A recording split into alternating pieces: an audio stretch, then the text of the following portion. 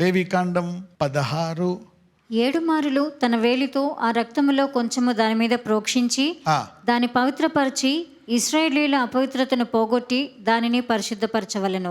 అతడు పరిశుద్ధ స్థలమునకును ప్రత్యక్షపు గుడారమునకును బలిపీఠమునకును ప్రాయశ్చిత్తము చేసి చాలించిన తరువాత ఆ సజీవమైన మేకను దగ్గరకు తీసుకొని రావలెను. అప్పుడు అహరోను సజీవమైన ఆ మేక తల మీద తన 2 చేతులు ఉంచి ఇశ్రాయేలీయుల పాపములన్నీయు అనగా వారి దోషములన్నీయు వారి అతిక్రమములన్నీయు దాని మీద ఒప్పుకొని ఆ మేక తల మీద వాటిని మోపి తగిన మనిషిని చేత అరణ్యములోనికి దాన్ని పంపవలెను. ఆ మేక వారి దోషములన్నిటినీ ఎడారి దేశమునకు భరించి పోవును. అతడు అరణ్యములో ఆ మేకను విడిచిపెట్టవలెను. అంటే see the 2 dimensions of sacrifice. Okay, at the most holy place, ఇది అతి పరిశుద్ధ స్థలం దగ్గర, రైట్? ఒక మేకనేమో సాక్రిఫైస్, ఇంకొక మేక మీద 2 చేతులు పెట్టి దాని మీద సర్వ సమాజం యొక్క పాపాలు, అక్కడ ఇజ్రాయెల్ సమాజంలో అందరి పాపాలు దాని మీద పడాలా అని చెప్పి ఏం చేస్తున్నారంట, దాన్ని వదిలేస్తున్నారంట. ఎక్కడ? ఎడార్లు, అంటే తీసుకెళ్ళాలన్నమాట, ప్రయాణించాలి, ఒక రోజు ప్రయాణించి ఎడారిలో విడిచిపెట్టి అక్కడి నుంచి వాడికి కనపడకుండాంత దూరం అలా వెళ్ళిపోవాలి. అంటే మోస్ట్ ప్రాబబ్లీ కొన్ని జంతువులు ఒక్కొక్కసారి వెనక్కి వచ్చేస్తూ ఉంటాయి. You don't know, people will follow. అందుకని వీళ్ళు మళ్ళా వెనక్కి రావడానికి చాలా కష్టపడాలన్నమాట. ఆ యాజకుడి దగ్గర ఉండే అసిస్టెంట్లో యాజకులు వెళ్ళి దాన్ని తీసుకెళ్ళి మేబీ ఒక రోజో 2 రోజులో ప్రయాణం తీసుకెళ్ళాలేమో. ఎడారిలోకి వెళ్ళి అక్కడ విడిచిపెట్టి కనపడదు, ఇంక మళ్ళీ రాదు, ఇక ఈ జన్మలో దీనికి ఇది మన దగ్గరికి రాదు, ఆస్కారం లేదు అనే టైప్లో చేసి రావాలి. అంటే ఏంటి, ఆయన ఒకటి ఏం చెప్తున్నాడు, ఆయన రక్తము చిందించాడు కాబట్టి ఇక నీ పాపాలు ఇక కనబడవు, అయిపోయింది, వాస్ట్. మనం నమ్మలేము. The devil is an accuser. ఎంతమందికి అర్థమైంది? అందుకే నేను చూసా. అలాగనే దేవుడు పాపాన్ని ప్రోత్సహిస్తాడా? చేసేది అలాగే చేస్తానండి? No, he loves you. ఆయన నామమునకు దగ్గరికి వచ్చి ప్రార్థన చేసుకొని ఎవరన్నా అడిగితే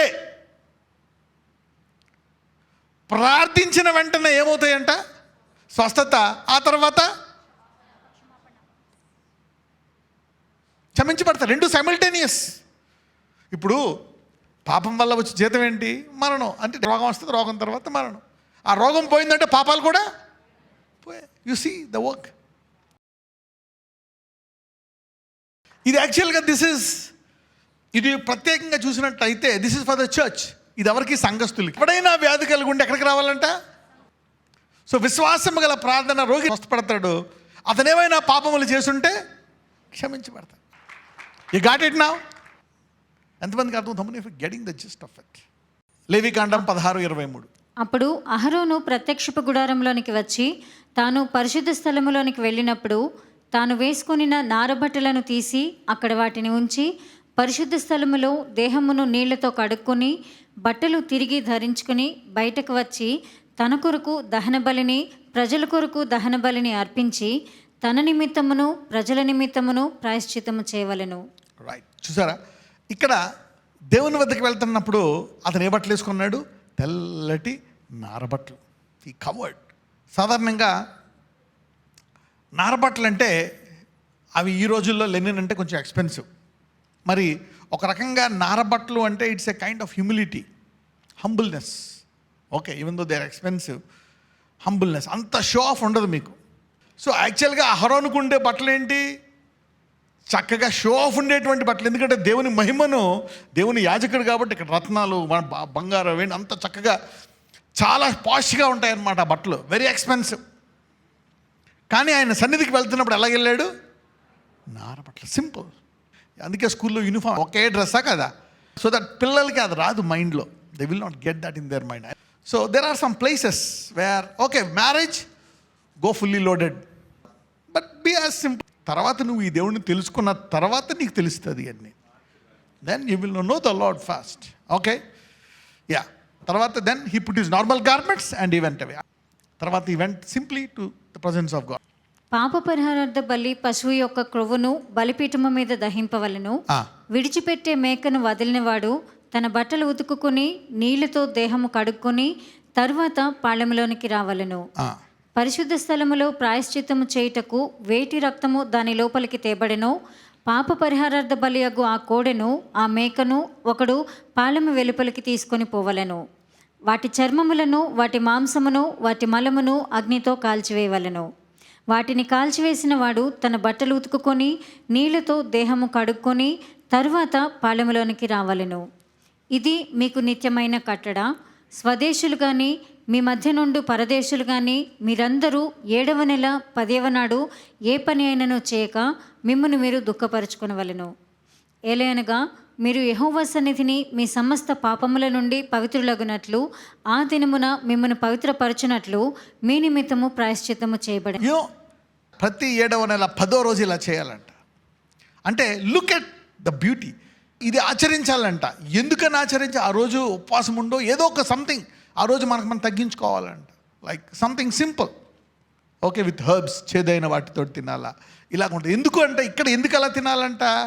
ఎందుకంటే నీ పాపాలు చూడు, that you may be clean, to cleanse you. అంటే నువ్వు పాపాలన్నీ క్షమించబడాయని దేవుడు జ్ఞాపకం చేస్తున్నాడంట. You see that. అంటే ఒక గొర్రెపిల్ల రాబోతుంది, అది ఇప్పుడు నుంచే దాని సాదృశ్యంగా క్షమించబడుతున్నాయి. That means if the whole earth sins are forgiven 4,000 years before Jesus and 2,000 years after Jesus. Look at that. He has cleansed the whole planet forever. Even for 6, 7, 8,000 years. అంటే ఇది ఎప్పుడు దాకా వ్యాలిడ్? ఆడమ్ నుంచి రాకడ వరకు. The forgiveness is valid. Isn't it amazing? ఇంత grace పాత నిబంధనలో కూడా అవైలబుల్. చూడండి, ఆ రోజు ప్రత్యేకపరిచి ఇదిగో మీరు అన్ని పాపాల నుంచి క్లీన్ అయ్యారు అని ప్రత్యేకంగా చెప్తున్నాడు ఇక్కడ దేవుడు. సో మీరు తగ్గించుకొని ఆ రోజు జ్ఞాపకం చేసుకోవాలని. అంటే know that you are holy, you are holy. How can I be holy? ఎలాగా? నా హృదయం అంతా నాకు తెలిసిపోతుంది, నేను కొన్ని తప్పులు చేశా, దానివల్ల అనేకులు బాధపడ్డారు, నేను బాధపడ్డా. But God is telling the power of the blood. ఏంటది? The power of the blood. ఎప్పుడు రక్తం మాట్లాడుతుంది? వెన్ యు నో, ఏబేలు ఎప్పుడైతే చనిపోయాడో దేవుడు వచ్చి కయ్యూనుతో ఒక మాట అంటాడు, నీ అన్న రక్తము నాతో ఎక్కడి నుంచి మాట్లాడుతుంది? భూమి నుంచి. The blood is crying. ఎందుకు? He has given something acceptable to God, precious to God. The blood is talking. ఎందుకు చాలామంది జీవితంలో క్రీస్తు రక్తం మాట్లాడట్లేదు? Why? It's not your heart, it's how precious it is for you. If it is precious for you, this will talk preciously for you. Healing, forgiveness, blessing, promises. చెవిగలవాడు వినుడు గాక. Teach this to your children at least. Isn't it powerful?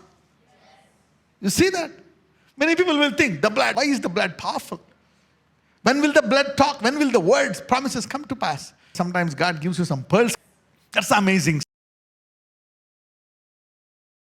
Lord, అయ్యా నీ వాక్యానుసారంగా జీవించే నా కృప చేయించండి. మరొకసారి నీ రక్తముతో నన్ను కడుగయ్యా, నా మనసాక్షిని బలపరచు, శుద్ధీకరించు. Purify my heart Lord, sanctify it. ఇంకా ఆ చెడు చేయాలనే ఆలోచన, ఆ చెడు తలంపులు, అయ్యా ఆ చెడ్డవి, ఇంకా నా పితరుల శాపాలు, అయ్యా విచ్చలవిడిగా నేను యవ్వన కాలంలో జీవించిన ఇప్పుడు నన్ను వెంబడిస్తున్నాయి నాయన. అయ్యా నా మనసాక్షిని కడుగు మరొకసారి. పరిశుద్ధాత్ముడ నాకు శక్తి. నేను నా అంతటా నేను చక్కగా వాక్యము చదివి ప్రార్థించి, అయ్యా నీ వాక్యం అనే కాడి, ప్రార్థన అనే కాడి వేసుకొని, ఇదిగో అపవాది క్రియలను, ఈ లోకములో ఉండేటువంటి లోక క్రియలను నశించి దేవుడికి ప్రీతికరంగా జీవించే కృప నాకు దయచేయండి అయ్యా. I want to live to even more glorious life. I want to go from glory, మహిమ నుంచి అధిక మహిమకి వెళ్ళేటువంటి ధన్యత నాకు దయచేయ్యా.